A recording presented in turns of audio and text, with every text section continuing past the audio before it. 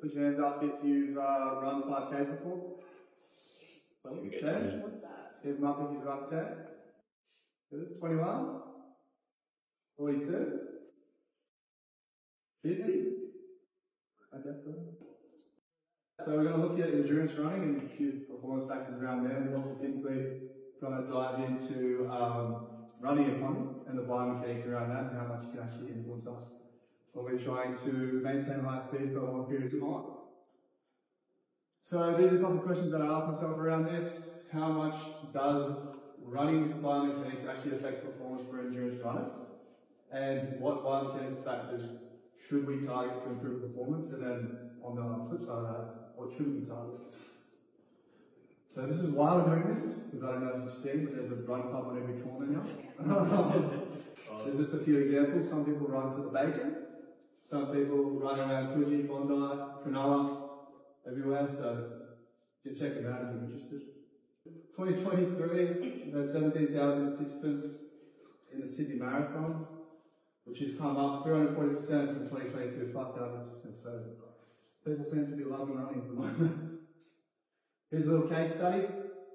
Two athletes I've worked with for quite a while now. One's name's Forrest, the other name's Jan. So very, very similar athletes, very, very similar training history, pretty much the same age, same height, similar weight, very similar strength numbers in the gym as well. We can see Forrest was maintaining about 5:25 pace over the whole 42 Ks. And Gunt was doing pretty well. They actually got to the 30K mark together at around 246, 250. So they were going alright. I mean, Gunt died in the arse. So we're going to look at, more some of the factors around why Gunt wasn't able to last for as long. This brings us to running economy. Running economy is just one of the factors that is involved in the performance in endurance running. But it's a pretty solid one. So it's basically the amount of oxygen or energy required by a runner at a steady state sub-maximal speed. Here's a few of the components of running economy. So there's a big interplay with genetics, obviously, but then we're looking at metabolic efficiency, how well our cells can utilize energy, looking at training factors, how long they've been training for, what training they're doing, and so on. Neuromuscular efficiency, so how strong they are, how coordinated they are, how well they're able to implement running techniques in their training. And then cardiorespiratory efficiency, the lungs, the heart, how well they are. And then what we're going to look at today is the middle branch, which is the biomechanical efficiency. So we've got this paper that actually just got published a week ago. So we're going to dive into this a little bit, and it's a systematic review looking at the relationship between the running biomechanics and running economy. And one of the important things we should take away here is that biomechanical efficiency has been shown to be 4 to 12% of improvements in running economy. Running economy is only one factor, obviously, of running performance. So as a whole, as a chunk, I mean, it's not crazy big, but if you can get 12%, that's not too bad. So I think it's something we can definitely look into. A few little factors here. When we look into specifically the biomechanics, spatiotemporal factors, kinematics and kinetics. Spatiotemporal factors, looking at stride frequency, stride length, stride time, ground contact time, flight time, swim time, duty factor, vertical oscillation. Kinematics, all the angles around the knee, the hip, at the in-stance and swing, ankle plantar flexion, velocity flexion at toe and heel strike throughout different cycles of the running. Trunk lean rotation, arm swing, kinetics, we're looking at the forces around leg stiffness, around peak ground reaction force, right? It's a bit of so much going on there, so I've tried to break it down real nice and simple, made a little graphic. So if we look at each of these factors, and then we look at what we think probably give a good improvement, what we think maybe give an improvement, and then what we think unlikely to have an effect. And the way I've categorized this is essentially, if it's in the unlikely, it either has, or it has been shown like upon systematic review and meta-analysis, that there's either no effect with certainty. If it's in the middle, then there has been a small effect without certainty, so with uncertainty. And then if it's in the green section, shows an effect and it's significant. So essentially the green ones are the biggest rocks, that's where we want to spend our time. So we're going to get a good improvement out of increasing our stride frequency, in other words our cadence, how many steps we take per minute. And then we're also going to get a good improvement out of decreased vertical oscillation. But before I touch on that, I will just kind of skim across the top along here. So looking at decreased stride length, this one being in the middle is a bit interesting, and the research kind of reported around this potentially not being accurate, because they were sort of looking at maybe we should analyse stride length in proportion to the length of the human, in other words height. But nonetheless, it's sort of in this middle zone. But if we're increasing our frequency in our steps, then you'd expect the stride length to probably decrease if we're maintaining speed, which is what the study's about, maintaining speed. So that's a bit of an interesting one. I think importantly to draw our attention to though is stride time, ground contact time, flight time, swing factor and duty factor, which is a combination of those. If you analyse them on their own, probably aren't that important, because I think the idea behind this is that all the things in red on that right side are just little, as a combination, they all make up stride frequency, right? So the most important thing here is that the body actually has an ability to self-optimize all of those factors on the right. And as long as we're actually getting an increased frequency in stride, however we achieve that, whether that's by increasing our stride time, our ground contact time, or maybe it's a combination of all of that, as long as we're achieving that increase, then we're going to see a positive effect in running economy. Then we're going to move down to decreased vertical oscillation. So to explain vertical oscillation, it's essentially how much the center of mass is changing relative height is changing as you're running. So in other words, if you're bouncing too much, you're going to have a lot of vertical oscillation.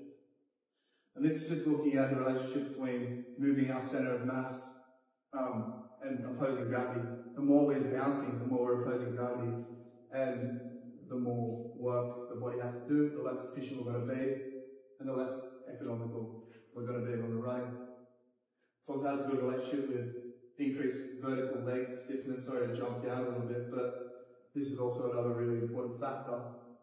Improving our leg stiffness is going to improve our ability to regulate our vertical oscillation. Go back to the middle inside kinematics, looking at decreased knee flexion on the swing leg, so we're not dragging back, or essentially, we're not creating this big knee extension momentum, because then we're going to be doing more work there. We want to be efficient, we want to just be sort of almost floating along the ground when possible. And then decreasing our trunk lean and our rotation in the trunk, so trying to be relaxed, but being a little sort of stiffer through our trunk as well, so we're not losing energy there. And legs doing most of the work. In the middle column, possible improvement, looking at decreased hip and knee flexion on that stance leg as we take our step. So combining the two and having less of that is essentially probably going to equate to more vertical stiffness and less absorption, which is inefficient.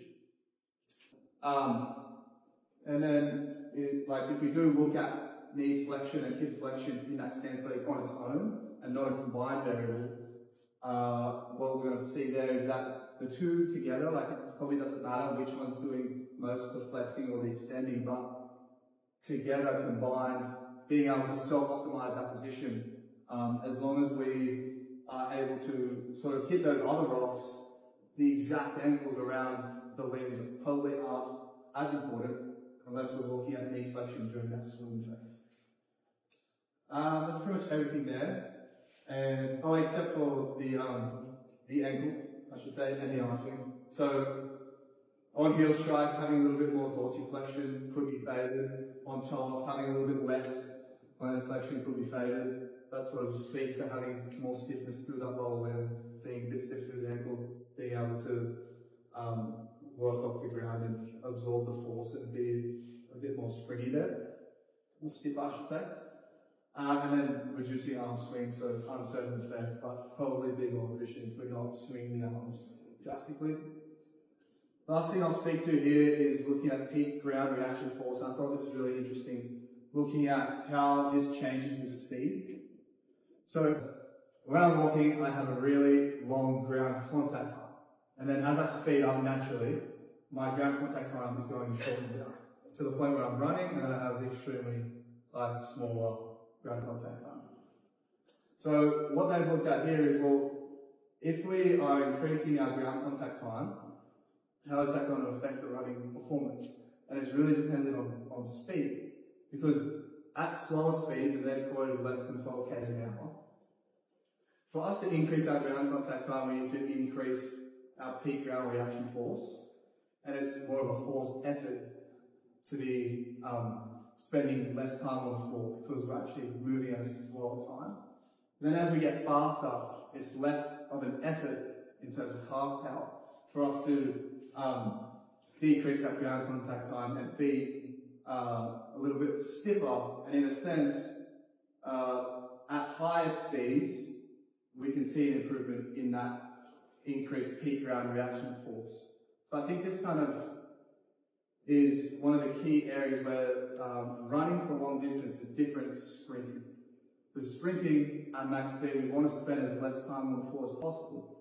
But when we are running for an endurance event, depending on what speed we're running at, is going to depend on whether or not we should be spending a long amount of time on that ground, and if it actually, does matter. So if that was just way too much words and you need some visual representation, here's just a couple phases of the running cycle and a lower energy cost picture versus a higher energy cost picture. So initial contact, here we can see a nice vertical shrug, not much upswing. A bit of a sort of neutral ankle, less efficient. We're looking at this knee flexion, and the hip and the knee themselves in that stance, they're probably not as important. But again, it's all about that cadence or that strike frequency being a little bit higher. Mid stance, very similar points here. Probably don't need to talk too much to that, but you can just sort of look at the difference between the two. And then same again here. The only real addition here is the plantar flexion being reduced, potentially having an effect on the toe. Cool. Going back to gun. This is obviously just N=1, one person. Just to give a bit of an idea, bring back the story. This is the pace, cadence, and vertical oscillation over the course of the run from gun. Probably don't even know how accurate the starter is, but I think we can just have a look at it and appreciate sort of what we're talking about anyway. So the cadence we can see was quite, on average, was pretty similar and high, probably lower than what you would want ideally. But then after that 30k mark, you can see all the efficiency's probably lost there. Cadence is starting to go all over the place. So I think there was a bit of walking going on. And then vertical oscillation, again, you can see in general, a little bit more stable. Lines might be a little bit closer together. After that 30k mark, things start to go downhill. You're looking at like how long the lines are, how much is those oscillations actually occurring here. So the take-home messages from today. Basically, running economy is one factor for long-distance running performance, and the biomechanics is another factor inside of that, which can account for 4 to 12% of running economy efficiency. Most important things: increasing cadence, decreasing vertical oscillation, and improving vertical stiffness is a great place to start.